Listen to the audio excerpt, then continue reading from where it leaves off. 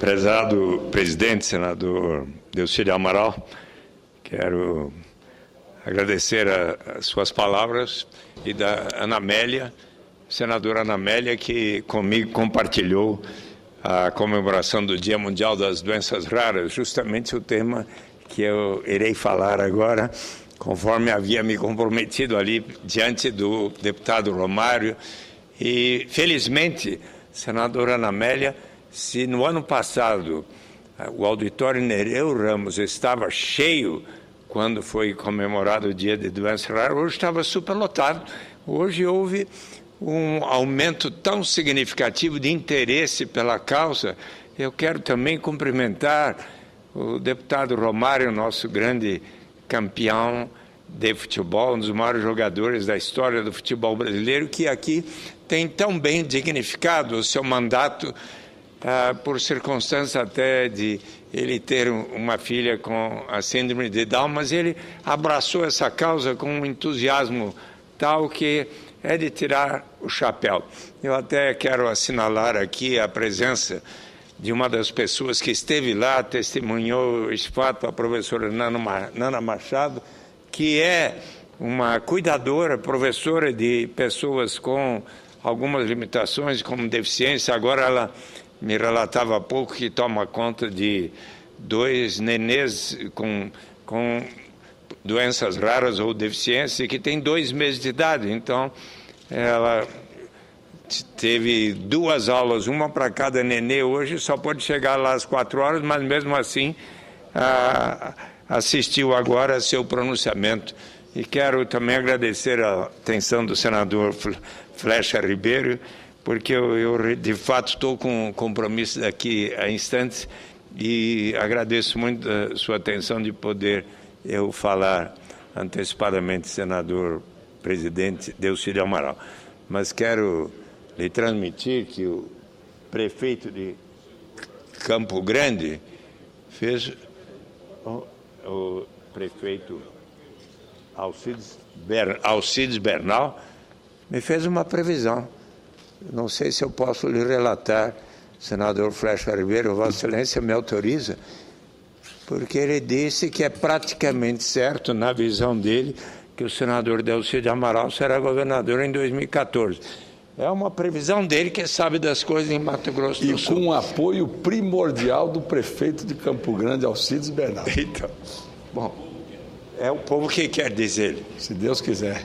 E Deus quer, né, meu querido prefeito Alcides? O senador Delcídio Amaral sabe que se o prefeito Alcides Bernal quiser fazer de Campo Grande um exemplo da renda básica de cidadania, pode contar comigo, começando com Campo Grande e a partir de 2014, todo o Mato Grosso do Sul. Exemplo da renda básica, Vossa Excelência sabe que pode contar comigo.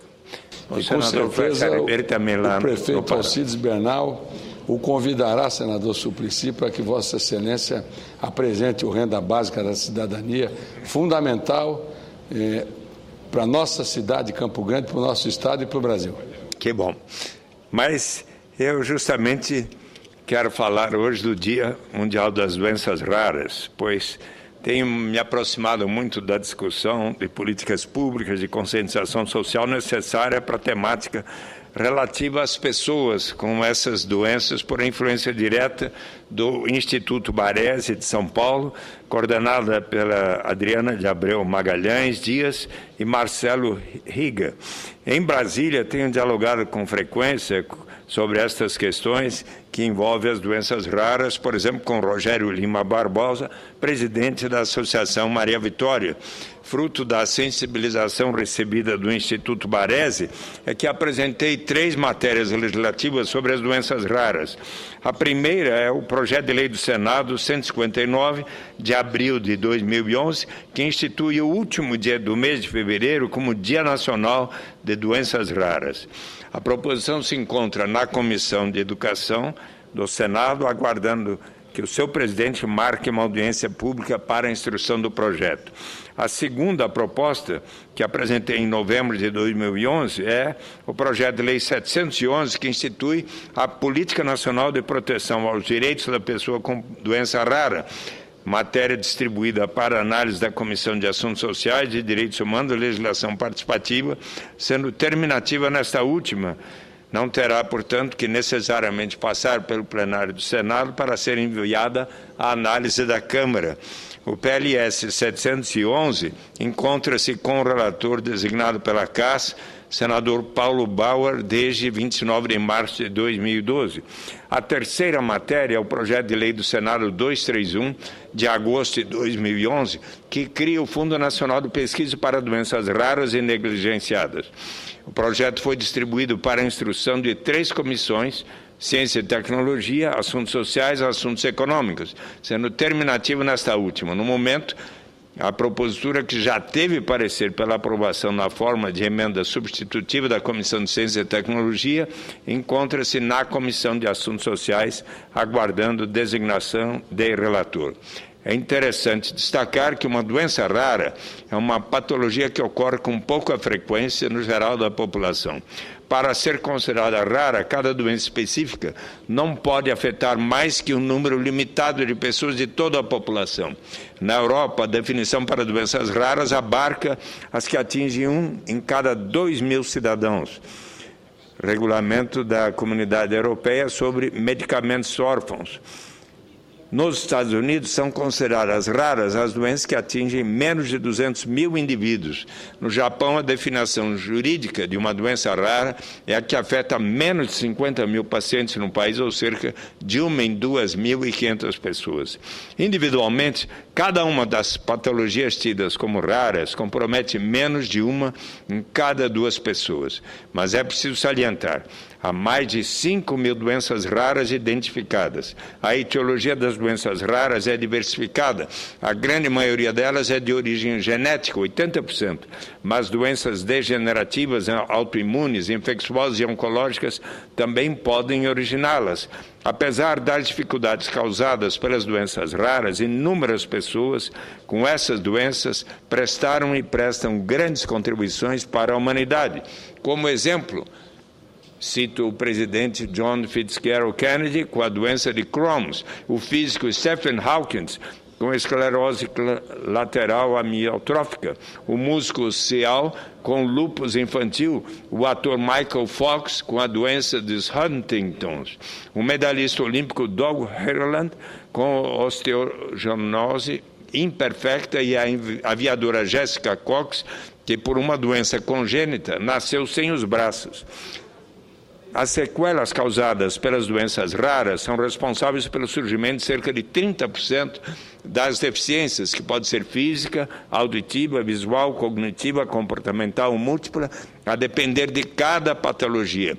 A dificuldade no tratamento médico começa na falta de um mapeamento nacional dessas pessoas.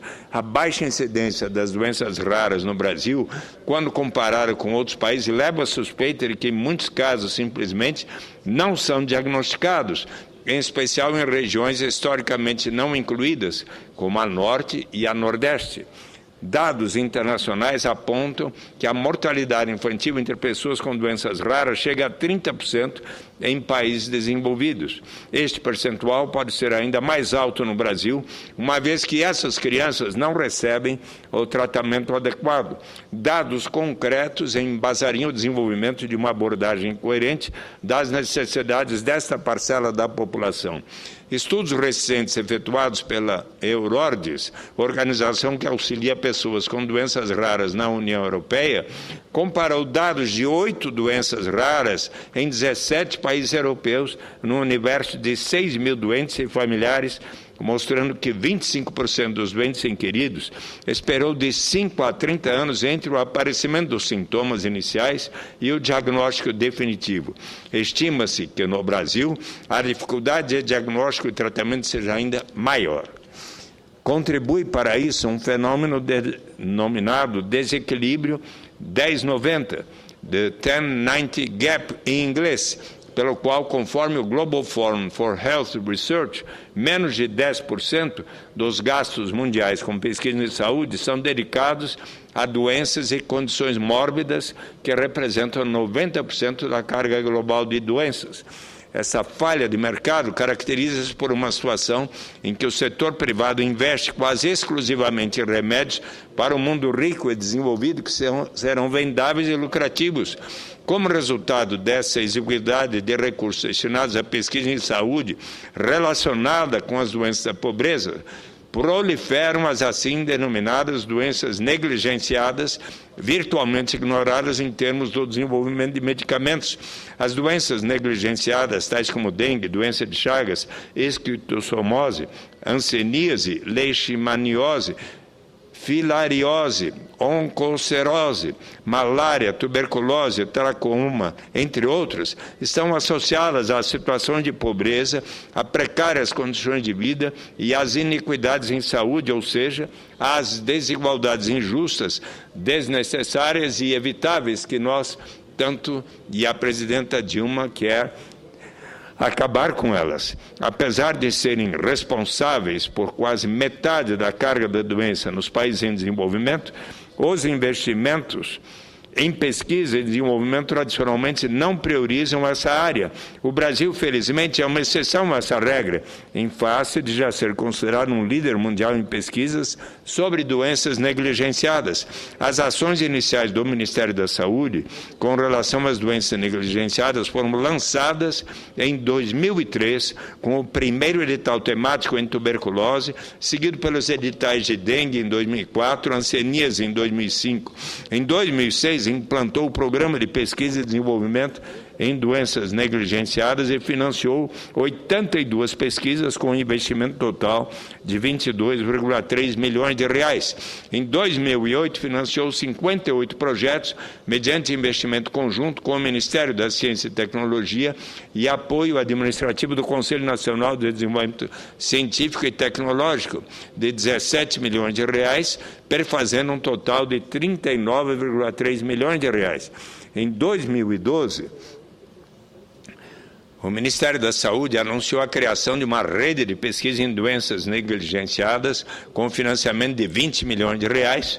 Esses são apenas alguns exemplos de iniciativas governamentais nessa área e foi muito importante hoje o anúncio feito pelo representante do ministro da Saúde, Alexandre Padilha, conforme a senadora Ana Amélia ressaltou, que ainda neste semestre será feita uma audiência pública sobre as doenças raras, as doenças negligenciadas.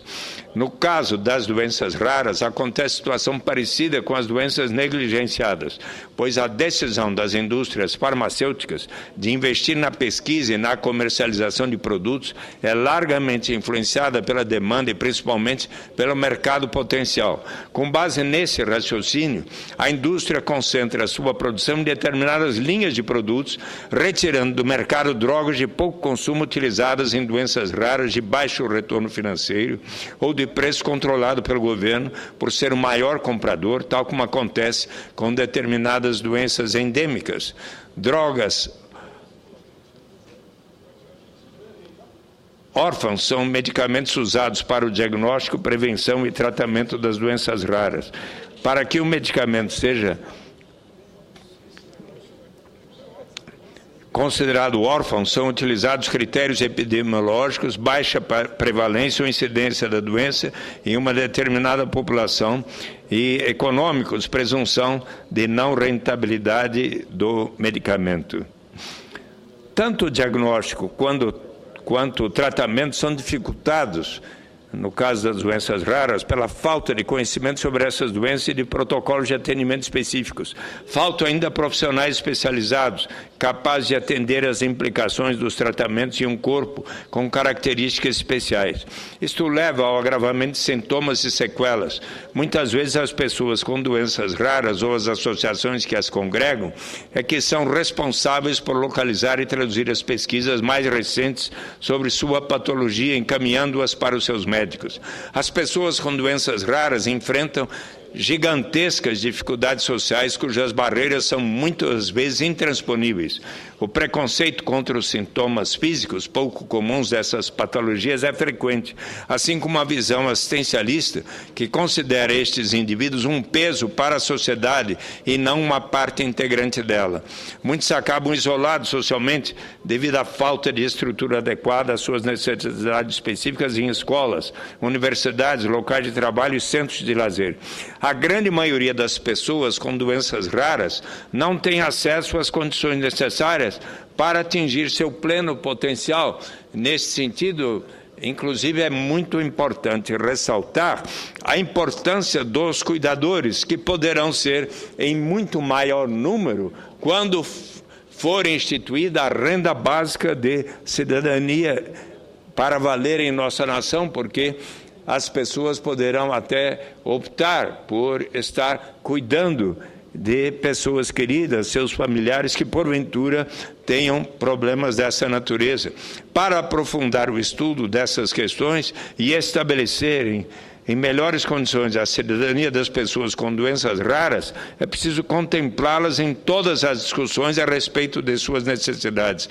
Foi com este grande objetivo em mente que apresentei o projeto de lei que estabelece o Dia Nacional e não apenas mundial de doenças raras a ser comemorado, como em todo o mundo, no último dia do mês de fevereiro. Apesar dos recentes avanços científicos e tecnológicos, as doenças infecciosas continuam a afetar desproporcionalmente as populações pobres e marginalizadas. O incremento de investimentos em doenças negligenciadas no Brasil, em face aos sucessos já obtidos, exige agora a instituição de mecanismos de financiamento mais perenes, que também contemple as doenças raras. Nesse sentido, a criação do Fundo Nacional de Pesquisa para Doenças Raras e Negligenciadas, proposto pelo projeto de lei do Senado 231 de 2012, pode significar um importante avanço com vistas a ampliar o financiamento e, consequentemente, o escopo das ações de pesquisa nessa área. O fundo proposto funcionará sob as formas de apoio a fundo perdido ou de empréstimos reembolsáveis. As fontes de recursos incluem doações, sendo permitidas doações para pesquisa de doença específica, subvenções e auxílios de entidades de qualquer natureza, inclusive de organismos internacionais, e reembolso das operações de empréstimo realizadas por meio do fundo, a título de financiamento reembolsáveis. Ademais, contará com recursos orçamentários anuais de 50 milhões de reais, conforme proponho no projeto de lei. Com essas ideias aqui, quero finalizar a minha contribuição sobre o tema, cumprimentando a Câmara dos Deputados e, principalmente, o deputado Romário, pela realização do seminário tão bem sucedido na tarde de hoje, em comemoração ao Dia Mundial das Doenças Raras, e a Associação Maria Vitória pelo apoio ao evento. Avalio que devemos todos nós prosseguir nessa luta para fazer valer para as pessoas com doenças raras o princípio constitucional que assegura o direito à saúde para todos. Mas gostaria também de assinalar algo que foi extremamente doloroso, uma espécie de doença rara que aconteceu em função de episódio triste da ditadura militar no Brasil, porque, infelizmente, conforme registra Rodrigo Cardoso na revista Isto É, torturado por agentes do regime militar ainda bebê, Carlos Alexandre passou a sofrer de fobia social e nunca se recuperou da trama. E na semana passada, aos 39 anos, ele se suicidou. Pouco antes de atentar contra a própria vida ao ingerir medicamentos em excesso, Carlos Eduardo Alexandre escreveu um e-mail para um amigo às 1h30 do sábado 16. Nele justificava o ato, assumindo não enxergar mais perspectivas na vida.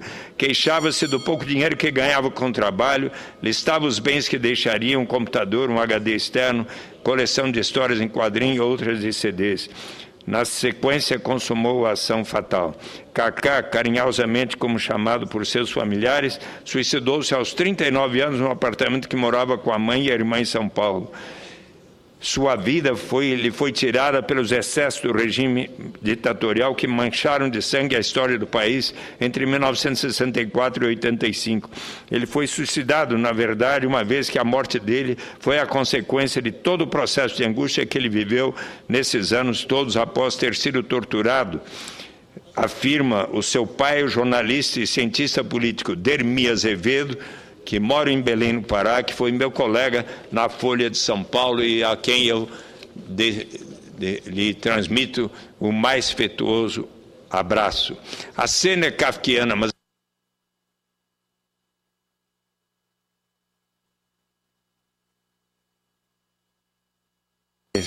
breve, senhor presidente. Em 14 de janeiro de 74, Carlos Alexandre, com apenas 1 ano e 8 meses, recebeu choques elétricos, foi vítima de outras sevícias nos porões do DOPS. Ali, ele e a mãe, a pedagoga aposentada Darcy Angósia, e o pai foram torturados pelos agentes da ditadura. Cacá apanhou porque estava chorando de fome. Os policiais falavam que ele era doutrinado e perigoso, revelou Darcy em 2010, em entrevista a Isto É. A vida de Carlos Alexandre jamais voltaria a entrar nos eixos depois deste episódio. Em meio à pressão por crescer em um ambiente em que seus pais eram taxados de bandidos e terroristas pela vizinhança e vigiados pelos militares, desenvolveu um transtorno conhecido como fobia social, uma forma de doença rara. Ao sofrer dessa perturbação, a pessoa, temendo ser rejeitada e humilhada, tornou-se reclusa. Na infância, o garoto fazia birra para não ir à escola, porque não queria interagir com outras crianças.